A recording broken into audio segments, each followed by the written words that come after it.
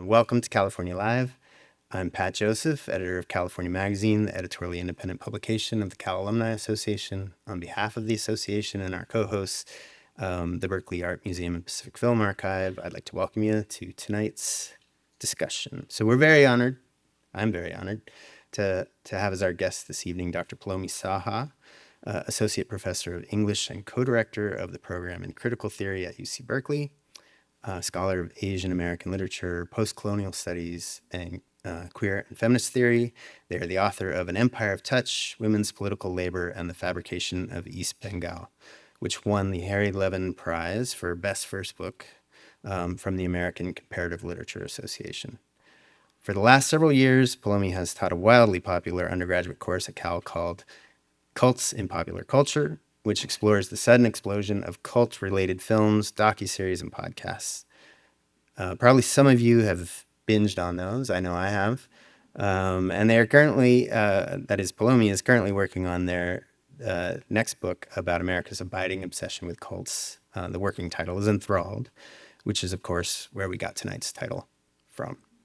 I first became aware of Dr. Saha's work in an article we ran in California last fall about Berkeley alumnus Harold Camping, a class of 1942. Camping, some of you may recall, was the radio minister who erected billboards all across the country, and especially in the Bay Area, confidently proclaiming that, per his calculations, the world would end precisely on May 21st, 2011. It didn't. And yet his followers continued to believe, and we were mystified by that. So the obvious question is, was Camping's ministry a cult? So I assigned a writer to look into that. Now, certainly the behavior of his flock strikes us as bizarre and irrational. And yet, as Poulomi told the writer of our piece, and this jumped out at me, that's hardly definitive. As they said, rationality is a kind of weapon of defense. It's what we say to reinforce our difference from the irrational, as though these are permanent conditions. None of us are always rational ever. None of us are always irrational. That resonated with me because I'm rational maybe a third of the time. Tonight, though, I promise to ask only the most sensible questions as we plumb our collective fascination with these things we call cults, including but not limited to the cult personality our nation is now seemingly enthralled to. I hope you'll share your questions on the index cards that were provided.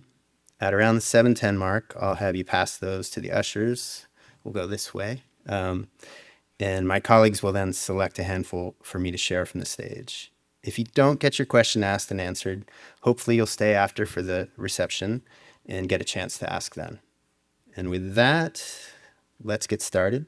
Folks, please join me in welcoming Dr. Poulomi Saha to the stage.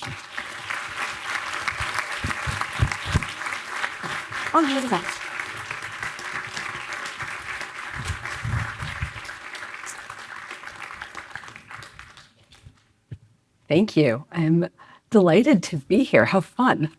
It's actually my spring break, so I am going to be very relaxed.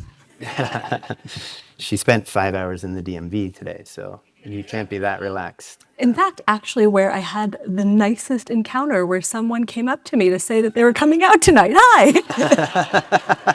Excellent. Nothing repairs the DMV like something like that. So let's jump into the definitional question. So what is it we're talking about when we talk about cults? That is a great question, and one to which I'm going to give you a terrible answer. Because there is a definition for cult. If you look it up in the dictionary, it will say a system of worship directed at an idol or deity. That's not what you want me to say. We would not be here if that was actually what we thought when we said, what is a cult? So the definition semantically isn't very useful, because I think a cult is not a thing so much as a story. It's a kind of automatic narrative that gets unfurled the minute we say that word. It's something that is so immediate and so unconscious now that we take for granted all of the underlying questions that what is a cult entails. So when you say, what is a cult, you think charismatic leader. Someone whose power is so palpable to some people and totally obscure to everyone else. You think insular communities, where the people who feel the power of that leader are drawn in, they find connections with each other, they find shared worldviews, and they find themselves ever more distant from the world outside.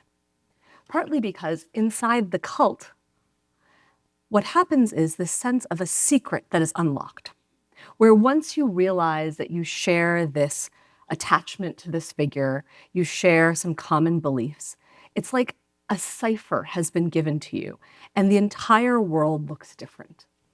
And that world cannot be translated back outside. Then you think catastrophe, because every good cult story has to have the big catastrophic end. That's where all the cult documentaries begin. It's how we get interested. It's how the news appears. That story, in that containment, we consume all the time. I would say there's one more piece to that story, which is why we're here. That is, even after the catastrophe, why are we still so obsessed?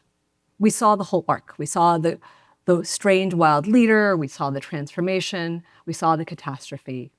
Why are we still so obsessed? So I think the final part of what is a cult is our obsession, our collective obsession for the thing that we will say we would not do, we would not join, we do not believe, and yet we can't stop watching. So it's not a thing. It's a lot of things, but that get pushed into this one tiny word that the minute you say it, we all think we know what we're talking about. Yeah. Well, one thing that was curious about, or seems curious to me about your involvement in this subject is that you're not, and not to harp on what you're not, but you're not a sociologist, you're not a comparative religion scholar, you're not a behavioral psychologist, an anthropologist. Those are the people I think should be studying cults. Are you out of your lane on this as a literature professor? I don't know, Pat, you invited me Yeah, I here. did. Yeah, it's a softball. Come on. Yeah. I am absolutely out of my lane, but I'm going to claim that the whole world is my lane for two reasons. One, for all the Cal alums, you know that the Berkeley English department is prestigious and quite storied, but it's also massive. We've taken over all kinds of disciplines. So contained in the study of English now is the study of culture. So I am trained as a cultural theorist. And so anything that appears in culture is sort of in my lane. Yeah. But also because cults are so embedded in so many aspects of our lives. We find them in literature, we find them in movies, we find them in art, but they also now structure our language and how we see the world. So that becomes very much the purview of anyone who's invested in understanding the relationship between art, reality, our imagination, and also now more and more the political world. Yeah. I should quickly say, not only was I an English major, but I'm a journalist. I'm always out of my lane. So that's what journalists We're in do. good It's all, company. all trespassing. But thank you for that. Let me ask, you're also a critical theorist, which has gotten a lot of attention and been a real lightning rod. Does critical theory come into play in your study of cults? And what does it look, what is that lens? So critical theory is a commitment to thinking about how to understand the world with an eye to changing it. So that's why it's different than other forms of theory. And so I think critical theory is especially useful when we think about cults because we are interested fundamentally in what it is that drives people to these unorthodox beliefs. And I am pretty compelled by a single thing, which is that people go looking for what is missing in their life, what is absent in their home lives sometimes, but certainly absent in society, absent in politics. And until we understand those absences and maybe think about how we might resurrect corrections to them, we can't really understand cults. So I think critical theory is an essential part of this to not simply diagnose the failings of people who have unorthodox beliefs or who choose to take enormous risks by following paths that society doesn't believe are viable. But we also need to think about what drives them there, what it is that we all feel, the ways in which we live our safe lives and watch these people on TV, but maybe feel ourselves lonely, incomplete, seeking. And that is a matter of a kind of real moment of societal intervention, I think. And did your interest in the topic and the development of the course, did it have a genesis? Was there a moment when you realized, I want to pursue this? Yeah, there are probably two beginnings. The more recent beginning is the pandemic. I think probably a lot of people in the room, March 2020, 5 years ago almost to the week, found myself locked out of life. Like every normal feature of life was suddenly over, and I was totally at sea. I didn't know how to regulate my days. Time wasn't normal. And what I found regulating my days and time was Netflix and the kind of auto stream of the Netflix series. And there were all of these incredibly beautiful, lush, engrossing series on cults. And hours would just tick by. And they became the kind of organizing logic of my life. And I found myself, a normally rational person, rather uptight, frankly, suddenly thinking, that's not so weird. Maybe I could join a sex commune in Oregon. And it took me by, like, I was like, oh, how did that happen? How did I suddenly become a person who thinks that that makes sense? And so I was thinking about that. I was also spending so much time talking to other people about these cult documentaries. That's at some point, how many, what else did you talk about? So it became this social thing that we were talking about why people believe this and how someone could do this. And it became this kind of weird social experiment. And I began to wonder if other people besides, my partner and friends also were engrossed. And so I thought I would test it with my favorite test subject, which was a Berkeley class. And so I pitched a very small class that spring. And it is called Cults and Popular Culture, but it's a philosophy class. It's a great bait and switch. I bring them in thinking we're going to talk about salacious details, and they read Durkheim and Freud, and they're unbelievable. Berkeley undergrads are just exceptional because they're smart. They do the reading, they're diligent, but they're such canny understanders of society and culture, and they have a kind of vulnerability to being able to think about themselves as in society. And so this class of 25 sort of took off. And I think at last count, so I've taught it now over 5 years, a bunch of semesters, I think a little over 3,000 students. So it's 5 years. over those 5 years. And the class is quite large now, so it goes between 200 and 400 in the semesters that I teach it. And so it's taken on its own life, which is weird to be like thinking about cults while in what sometimes feels like a slightly cultish phenomenon in and of itself.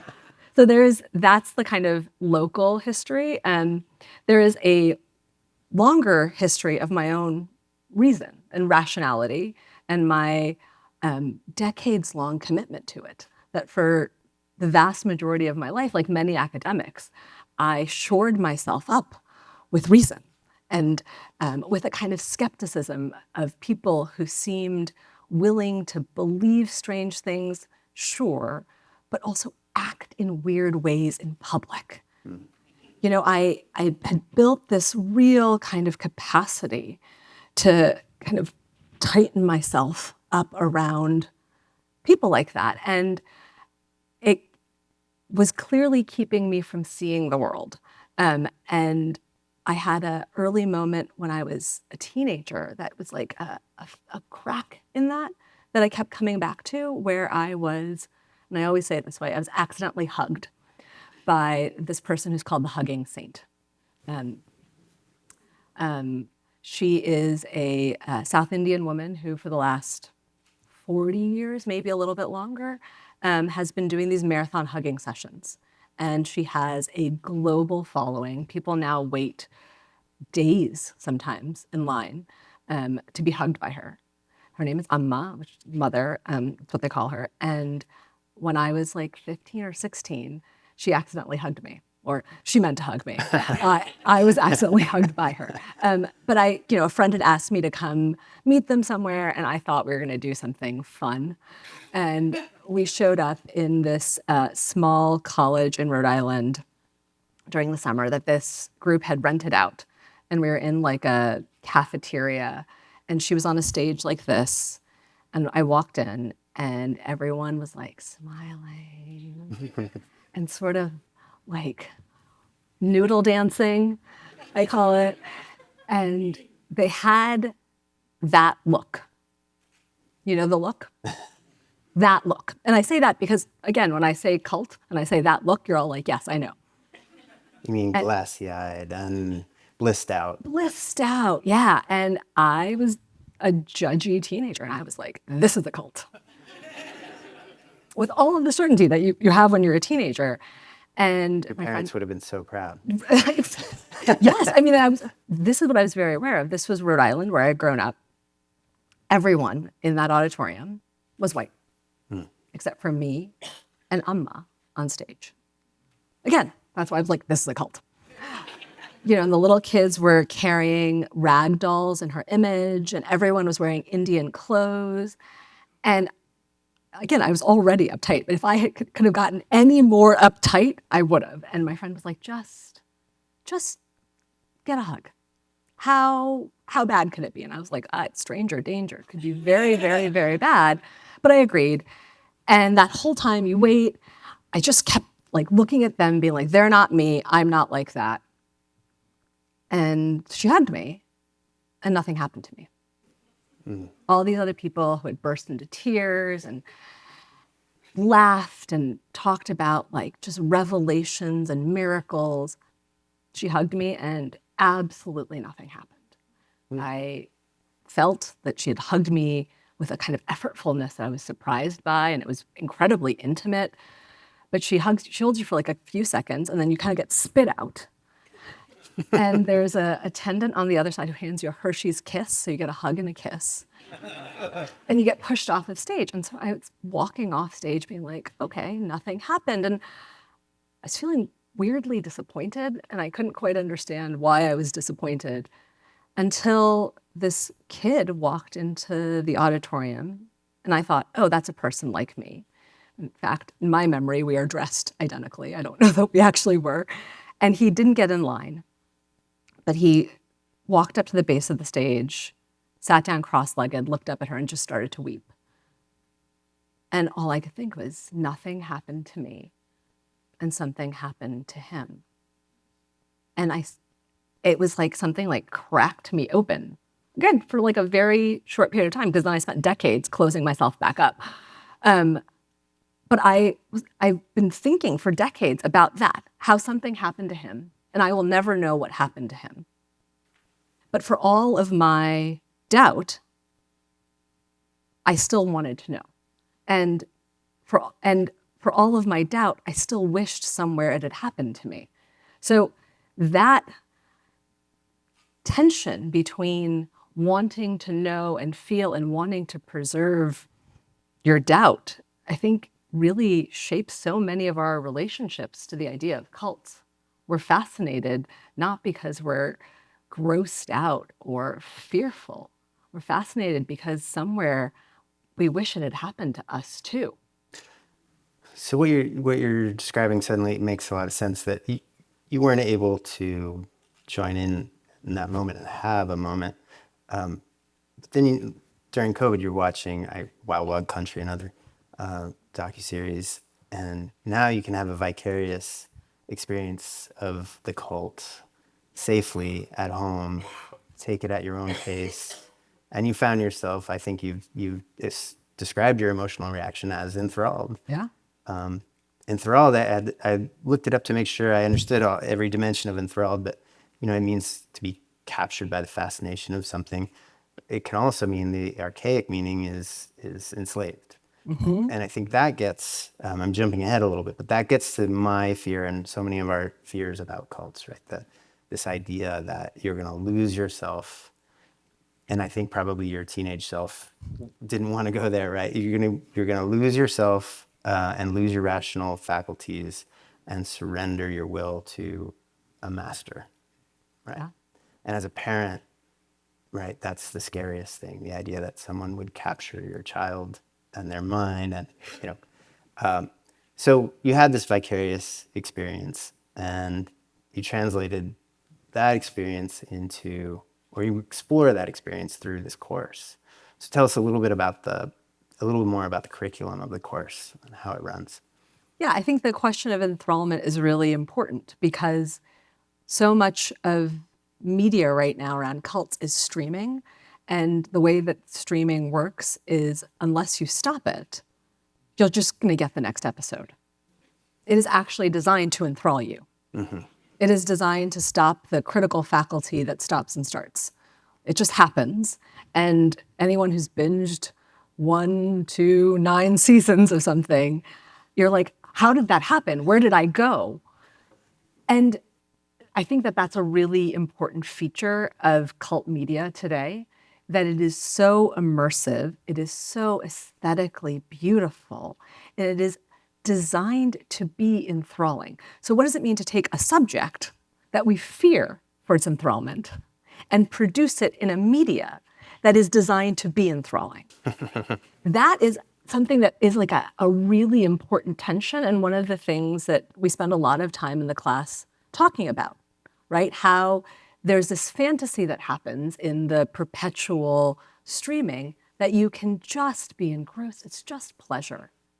It's sometimes salacious, sometimes it's moving, but you're just watching TV. What's happening to you actually, though? That feeling that I had, that I suspect other people had as they fell into these immersive streaming experiences of suddenly being like, huh, you know, I could do that. Never thought I could. That transformation is an effect of the immersion. That what you're able to believe and want is being shifted as you're being held in this state of a kind of enthralled viewing. It's also true of podcasts. I mean, the idea that cults now stream into our homes, but also into our ears as people walk through the streets of Berkeley, as they maybe cross the street to avoid the Hare Krishnas on Telegraph, they're very happy to be listening to my favorite cult as a podcast. So there's this way in which we've tried to cordon off media around cults as though it is something totally separate, it's totally safe, and it allows us to be somehow these perfect viewers, still fully reasoned, enclosed in ourselves, and we don't have to account for the ways in which we're changed. So this is, I think, the part of what makes this moment so interesting. We're now, I would say, solidly almost a decade into this boom of cult media. So we've had a lot of time to be changed by it. And I think we're seeing the material effects of that change in all kinds of ways. Expand on that. Well, I mean, you sort of hinted at it in the intro. We could talk about the ways in which we are now talking about a political movement in the language of cult. And whether or not MAGA is a cult, we could discuss. But I do think that it's not a coincidence that the boom in cult media coincided with the first Trump administration and then the rise of a kind of resurgent MAGA before the second one. I think that it's partly about seeking a kind of escapism into utopian possibility, but also this fantasy that you're watching where it all works out. right? Because cult media begins at the end. It begins with the catastrophe. So no matter how good it is at some point in the middle, they're going to get punished. The scales will drop from their eyes. They will, once the charismatic leader is killed or defanged or sent to prison, the followers will kind of step out bleary-eyed into the light and beg for forgiveness. That fantasy is really structuring how we inhabit this political moment. Mm-hmm. I think the language of cult and MAGA isn't just about people's potential brainwashing. It's also about our fantasy that it can be corrected. We just need to get rid of the charismatic leader, because that's what cult media also does. It spends a lot of time fixating on the leader as though that is the thing that makes the cult. Whereas if, for all of us who've watched, we know that actually people maybe come first for the guru, the messiah, the kind of great thinker, but they stay for each other. They stay for something that happens much more horizontally. So, we're such good students of cult media, but we haven't quite fully brought those lessons into real life yet. Yeah, because I was going to say the way I experience cult media, I like to think, is as cautionary tale, as something that I'm going to learn from what to avoid. This is dangerous. I can see the pathology here, and I know to stay away from that. But it sounds like you're saying, actually, our defenses may be weakened, if that's even the right metaphor, and that we are actually just as susceptible to this as ever, or more so, to the idea of joining, and the idea of utopia, the idea of finding alternative answers, the secret. Yeah. I mean, I think we've always been susceptible, but we are probably more susceptible now than we've been in a long time as a nation. If you think about the kind of first cult boom, which we think of the 1960s and the countercultural moment, why was it that you had so many young, educated Americans turning their back on normative culture, turning their back on capitalism, on nuclear families, on American empire and the war, and turning towards communal living and free love and all sorts of things like I'll call the cult? They saw a world in crisis, and the status quo could only reproduce that crisis. And as smart young people, they were like, I don't want that. I don't want to participate in that. I want something else. The crisis pushed them out. We are in, I dare say, a worse crisis now than the 1960s, at least more acute in all kinds of ways. And a lot of those fissures never got fixed anyway.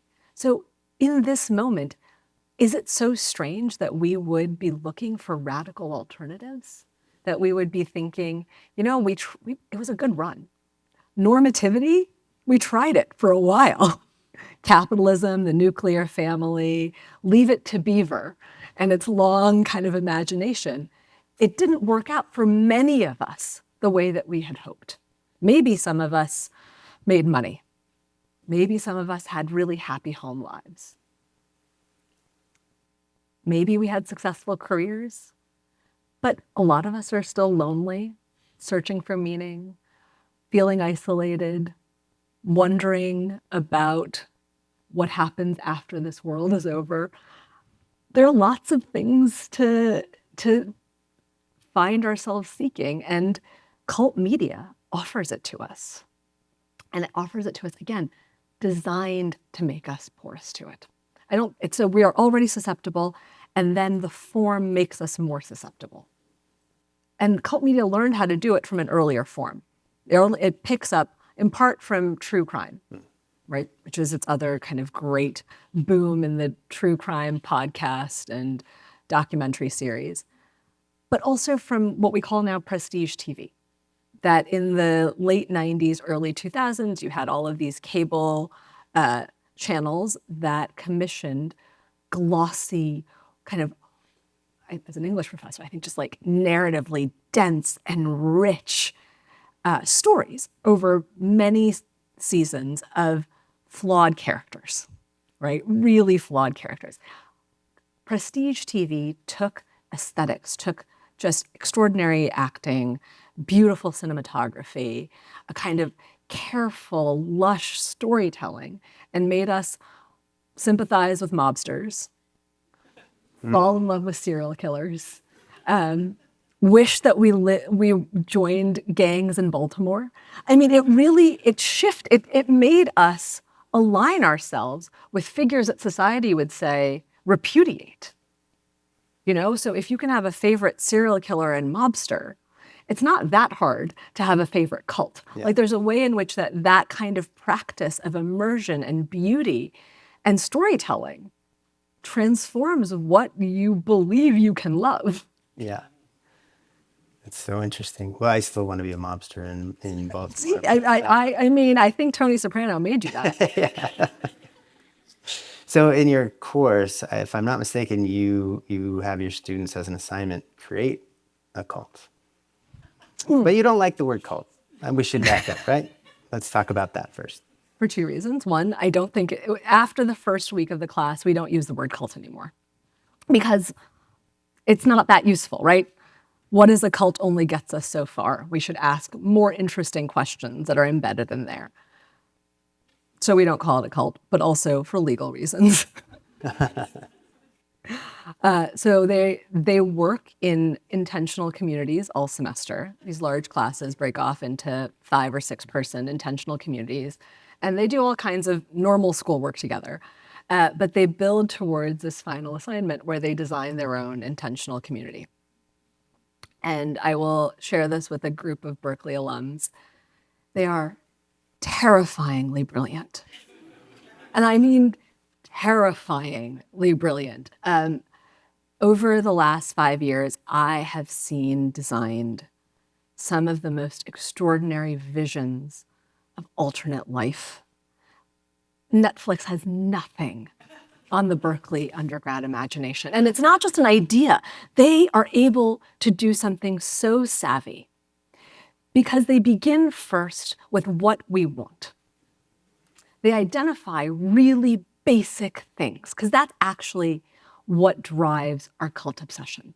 That these cults, however spectacular they appear to be, often speak to really basic, universal desires. Things that are missing in probably all of our lives. Or even if we have them, we could have them with a little more abundance. So the students start there. They start with things like isolation, loneliness, or simply being overwhelmed. And then they're able to think about how they could meet those needs if they did not have to abide by the everyday rules of their life. What are the ways in which they could build communities designed to meet this specific need? So they produce these remarkable visions, and a lot of them are utopian. They're truly kind of transformative, and they give you hope about what it is possible for the future to look like. It's also worth saying that sometimes they're not. There have definitely been a couple of apocalyptic cults that they've designed. Because it's worth us actually also reckoning with the fact that sometimes, if we're imagining what is to come and what we need, for some people, it is the end of everything, right? We have to sort of account for that too. But they build these beautiful things, and then again, savvy, aesthetic imaginations, they advertise them. So they've now learned that you can't just have an object, you have to have a story behind it. You have to have a kind of marketing principle behind it. So they do websites. They established year-long social media profiles. I don't actually know how they do this. They have social media profiles that seem to have started before they enrolled in the class. One of them recently did a video where they manipulated through like a deep fake Chris Pine, the Berkeley alum. Yes. Yeah. They had manipulated a video of Chris Pine to make it look like he had joined this group and he was gathering followers. So they also understand that you have to draw followers. You have to actually bring people in. You have to give people a reason to stay. And so they design these kind of perfect instantiations of the thing that they're fascinated with. Are you worried about a lab leak? Every day of my life. I mean, there every so often I fear that like a Netflix docuseries is one day going to start in Dwinell, in the auditorium I teach in, as like a kind of 15 years ago. Yeah, I was taking a course. Yeah. But one, this is a purely theoretical exercise, not a critical theory exercise, just theoretical. And we can't, yes, that's all I will say. I say this also because I feel like there are lawyers in the room where I'm not getting them to actually make cults. Yeah, no, forget that idea. Fiction. I'll pause for a second. If you have questions that you've written out and you would like me to consider them here, if you could pass them to your left, my right, I had to think about that. And the ushers will give it to my assistants, and then I'll entertain those. That'd be great. So yeah, I think in my intro, I sort of promised that I would steer us in the direction of what I think really is cult of personality around Donald Trump. And I think I came to that conclusion reluctantly because I also don't like the idea of overusing this label cult and even cult of identity. I was thinking they might just, but then when I saw the White House page with really no images of the White House anymore, just images of Donald Trump and Trump's name, in bold letters, and everything suggested, it was like Mao's face on. I think we crossed a border, and of course, there were a lot of signs that we were headed there when Donald Trump said, "I can stand in the middle of Fifth Avenue and shoot someone, and I won't lose any votes." He's the only person who could say something like that, and so I wonder. So I guess one of the questions I have is about cult leaders in general. Whether we think they're setting out to design a cult, or whether they just it just happens organically, and maybe both things are possible. And I don't know also whether these are even interesting questions. It's a totally interesting question. Probably both. I think it's always important for us to disaggregate the thing that we focus on, the cult leader, from the people who find meaning and community and all sorts of other things in that group. Because what people come seeking for and what a person seems to do to keep followers often are very, very different. So I think we've seen in the last 60 years a range of people who have been the leaders of groups that get called cults. Some of them clearly set themselves out to do so. A good example is someone like David Koresh of the Branch Davidians, who worked incredibly hard to build a mythology of himself as the Messiah, right? So if you want to be the Messiah, the only thing you can do is be the leader of a group, right? He's actually there leaning on the classic definition of cult, right? Forms of worship designed and directed at like a single deity. So David Koresh cultivated himself as a cult leader. I think other people fall into it. And it's not surprising, perhaps, that when you're in the middle of a group that has between itself such an intense connection and solidarity and commitment to each other, that is funneled through you, that something goes to your head. That you begin to think of yourself as a different kind of person, a person capable of bringing people together in this way. That you begin to think of yourself as a kind of magical or supernatural force almost.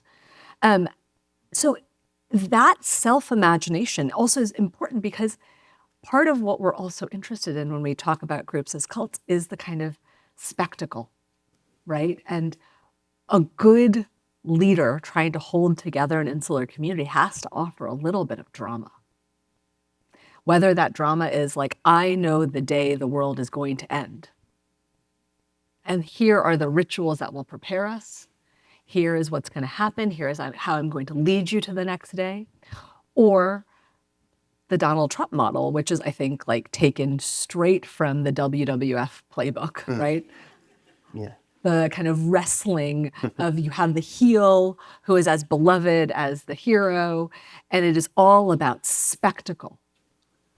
That spectacle is really important for, one, keeping our attention, and two, giving us a sense that there is a drama to our, I think we all want a little drama in our lives. And that drama, especially when the good is towards the internal group, and often the aggression is outwards, can be really fortifying, right? Where you feel as though there is a collective enemy outside, and inside the spectacle is for you, it's for your benefit. It's really compelling, and you see this in things like, especially in the first Trump administration, his sort of 4 years of rallies while he was president. I think that was an interesting model of sustaining a particular kind of persona as leader. I will leave the C word out of it for now. That what he was doing was kind of constantly promoting the spectacle. He wasn't doing like faith healings, but there was an element of that feeling. It really goes back to like American revivalist traditions, that in America there is a long-standing both investment in and a repudiation of like spectacular forms of religion. Our sense that religion in America is always deeply private and rational is not wrong, is not right, right? And if you think about how powerful the revivalist movement was, that people would go and it wouldn't matter what you believed, whether you were faithful or rational, because something would happen to you. It would happen against your will. Your body would react. You would be lifted out of yourself. And that would be the kind of conversion experience. That produces real followers. If you can take someone who's like, I don't like you, I don't believe you, and I am never going to stop, being doubtful, and they suddenly feel this kind of upsurge in your presence. That's so powerful. And you need spectacle to do that. Yeah. I was talking to a former colleague of mine who, during the last elections, she was covering. She went to USA Today, and she was covering some of the Trump rallies, and I was sort of expressing some sympathy for her. And she said, "Pat, these are so much fun. There's people are really happy. It's like a carnival-like atmosphere." And I was like, "Yeah, but you're the enemy of the people there." And she said, "Yeah, but not really. They maybe when the cameras are on us." Right? Then again, spectacle. Yeah. So I think I've always had this line about how I don't think Donald Trump ever left reality TV. He just sucked the rest of us into it. I mean, he really knows how to be good television. Yeah. And good spectacle. And I think WWF is right. He knows also how to almost have that P.T. Barnum sort of over the top spectacle that he can provide. Yes, which America's always loved. Yeah. Right? I mean, America, I think, has a particular fascination with cults for lots of reasons. And it's deeply tied, one, to like our sense of ourselves as reasonable and contained and good, but also our love of spectacle. Yeah. I mean, whether it's P.T. Barnum or the long history of kind of showmen who develop these unbelievably powerful followings. We really are taken by a particular kind of spectacle. And Trump is very good at it. Yeah. It begs the question, though, why we don't see anything, why that isn't every politician. Why isn't every politician playing the same game? And is it because he has a certain talent or maybe a certain shamelessness or a certain level of narcissism that makes it possible for him to do it? Again, I feel immune to his charisma. I don't see it. Maybe I haven't gotten close enough to it. But it's curious that he is able to channel. And I think you hit on something that maybe you mentioned Emil Durkheim, and I was reading, I don't know where I saw it, but something about the collective effervescence, I think is his term, that a Trump rally inspires. And that, it's the people energizing Donald Trump, giving him this. So then it's the flip side of this question, like what is it that people need from him that makes them willing to energize him, make him a totem?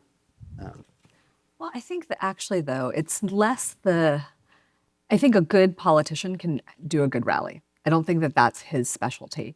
I think actually where there is maybe an alignment between how we talk about cults and how we talk about Trump is the idea of the unorthodox.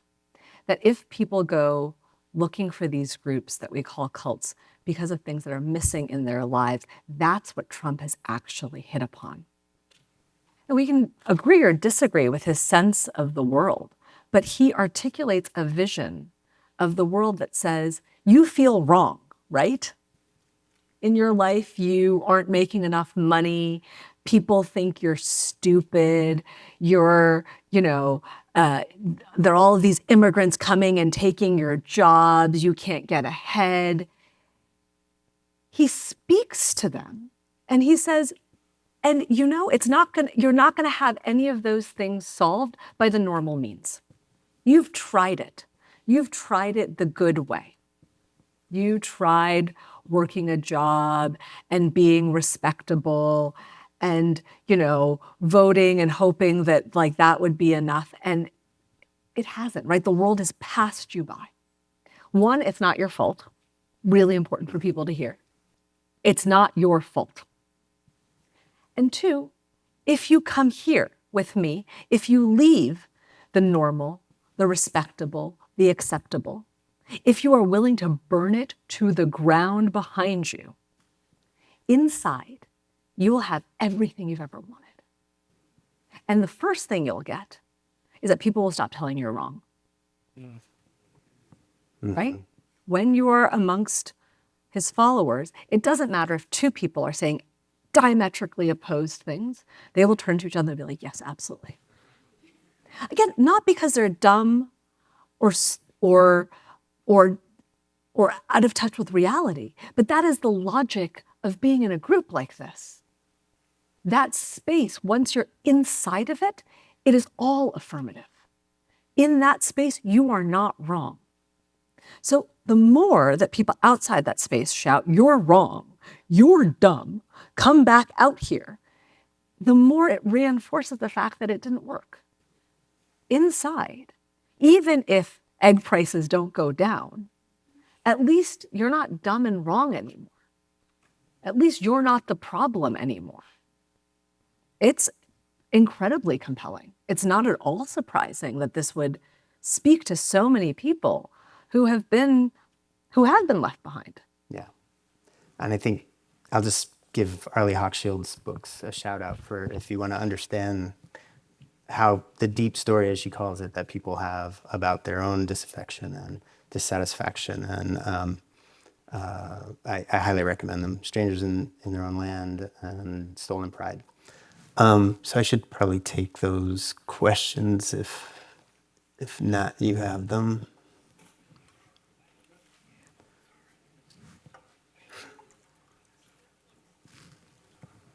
Also, for anyone who's read Hillbilly Elegy, Arlie's books are the apotheosis of what that book should be. They're really the best version. Yeah, it's interesting. There's even a parallel there, but yeah, and they came out at the same time. I think the Strangers in Their Own Land. And, yeah.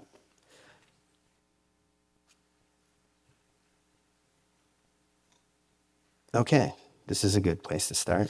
I listened to the Berkeley podcast episode that featured you. Not sure which one that is, but the top comment was Berkeley is a cult, and many commenters agreed. Is it?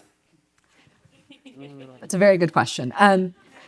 There are two versions of Berkeley, I think, embedded in that question and in that comment. The cult-like attachment that Berkeley alums and students have to the university, I think is a good thing. It is a highly insular place with its own culture and rituals. I don't necessarily think it makes it a cult. But is Berkeley, California, and Northern California in particular, a hotbed of what we call cult historically? Yes.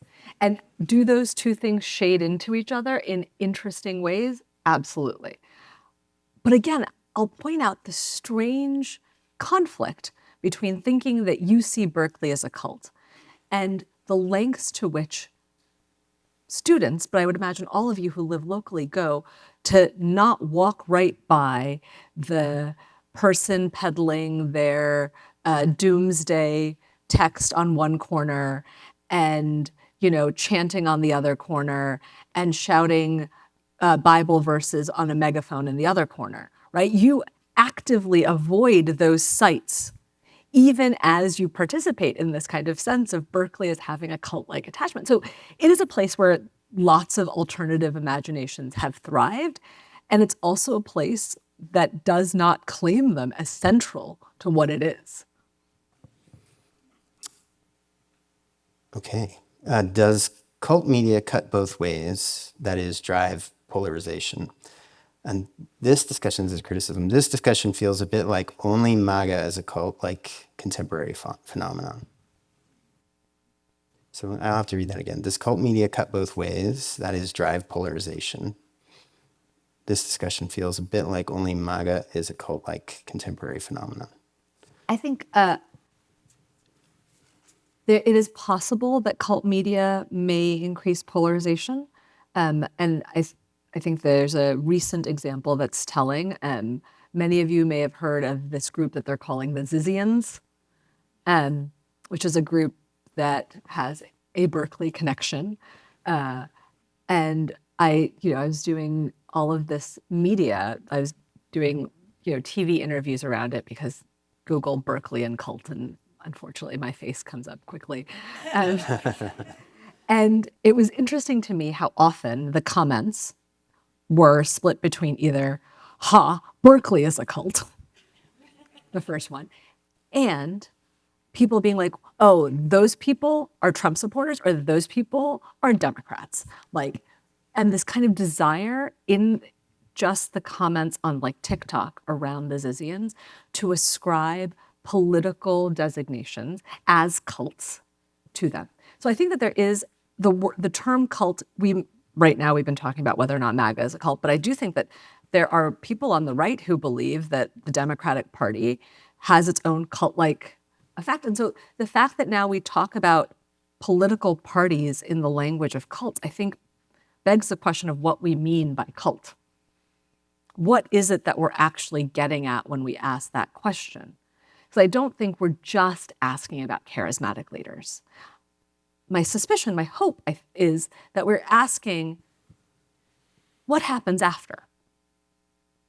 Is this forever, where there will be people in a totally different reality from me, and I can only feel a kind of fascination, but disgust and disdain for them? I think somewhere there is a kind of hope that okay, all cults end, whether on the right or the left. And then what happens? And that is, I think, the most potent political question right now. Not some kumbaya reconciliation, but how do we actually account for a future in which we're not simply envisioning totally radically different realities, and the hope that people will be broken from their spell by something catastrophic. Right? That, I think, is so much now a feature of our political imaginations that that the cult is, we're still talking about it as a cult because we're at least the bad thing hasn't happened yet, but it's going to. I hope it does, but it hasn't happened yet. And we don't have a way of thinking about what happens, though we have all this cult media. It tells us a story, right, of what happens when a charismatic leader falls. The one version of the story is, yes, some of the followers repent, say, actually, now in their absence, I see that it was all a farce. But far more often, people just have enormous grief at the loss of that thing, the loss of that feeling of being right, that loss of connection to all these people, that loss of being in the world. And we don't have a language socially for how to grapple with that. And with little groups, the ones we watch on Netflix, it's easy. We're like, okay, that's a problem of 10 or 15 people. Whether you make it in the world afterwards is not my problem. You gave me good TV, I can move on. Mm-hmm. If we're talking about millions of people on either side, that is a much bigger question. It's a much bigger problem. And I don't think it's one that's readily solved, especially by a fantasy that there'll be like cataclysm and repentance. Yeah. And one feature of cults that I think is most frightening is the almost inevitability that you're forming an enemy, that there's an other that is alien and a threat and almost subhuman. You were in the cult, you're enlightened, everybody else is less so, or in the dark. Even though you're inviting people in, right, there's the benighted masses who will never understand the secret that you're privy to. We do this in tribes and nations, and so it's not only a feature of cults, but okay, this question. I am fascinated by how people get into a cult and continue following it. I get that cult leaders prey on certain types of people, but they all can't be the same type of person, right? Is it a feeling of community? Is it a need for attention, love? I am in search of all those things. Yeah. I promise you, you're not alone. We have inherited a false story about people who joined cults. It was a story that was really important to an earlier cultural understanding of cults, when cults were just a bad thing that we read about in newspapers when the cataclysm happened, but were not a feature of our everyday lives. Were not a thing that we found ourselves strangely moved by. And that earlier story made us believe that only someone who was kind of mentally feeble or particularly vulnerable or so lost, only those people would join cults, which shores up the fantasy that not us, right? Only them, not us. That has never been true. It has never been the case that people who join these groups are singularly losers who don't even have their own sense of self to lose anyway. Historically, if you look, and I'm not a sociologist, and I'm not that interested in the particular demographics of like how many cults or who joins them, but if you watch general trends, people who join these groups tend to be very well educated, middle to upper middle class, often have highly successful careers or are on track to them. People join these groups because often they've hit all of these markers of success, all the things they were told would make them happy and fulfill them, and they still feel empty. They join these groups because they did all the right things, and it still wasn't enough. So that is actually the story of who joins cults, which means all of us are susceptible. Now, that doesn't mean that we all go out and join. Many things keep us tethered to our lives. One of them is a fear of losing safety.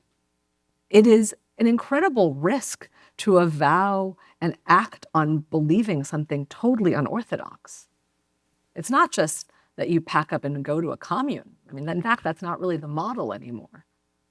But what if what you stood to lose was your family, your friends, your sense of yourself, your job?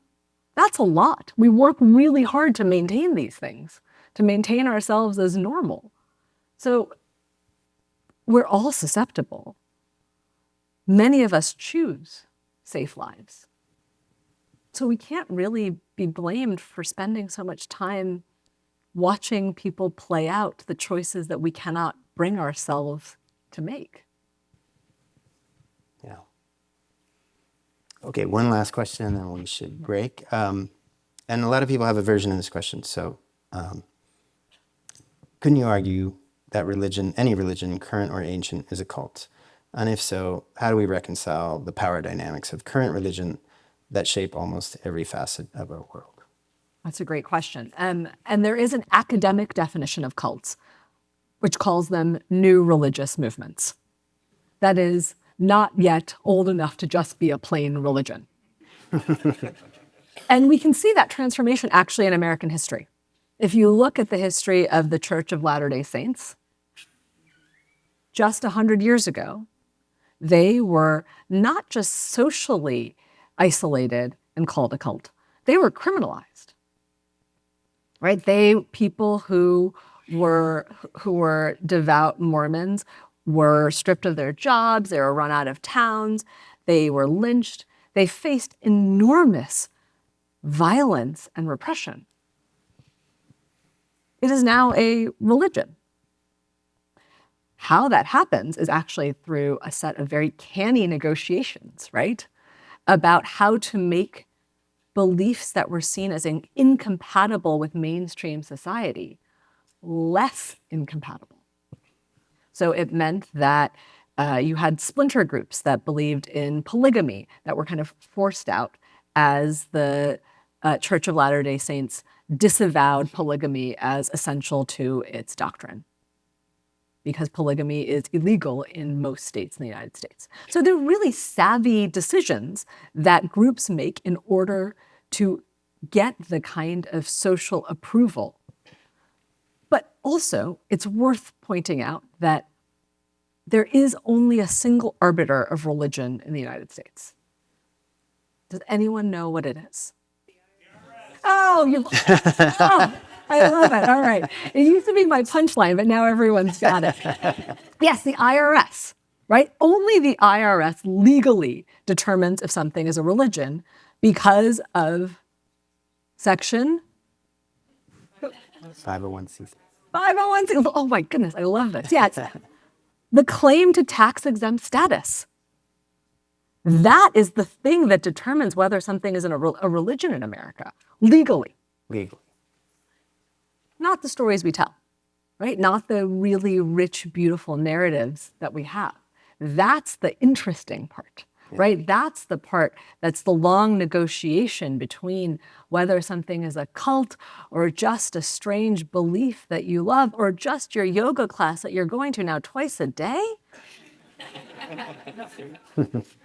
It's a story we tell. It's not the thing itself.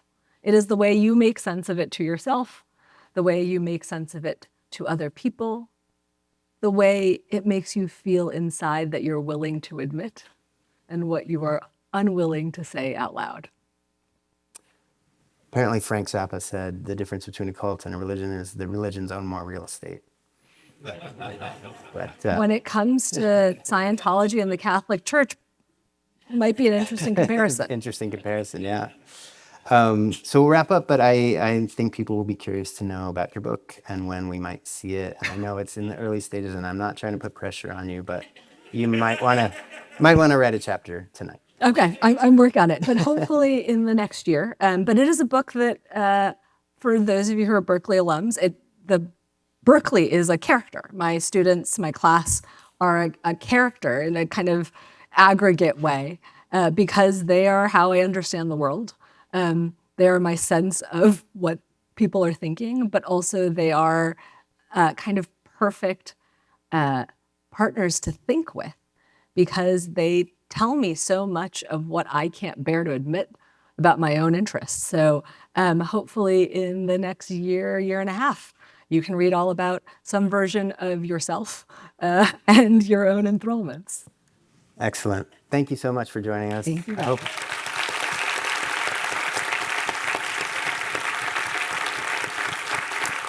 So there'll be wine in the atrium, and I hope you can stay and snack and talk with your neighbors. And if you have questions, I think Poulomi would be happy to entertain them. So, thank you.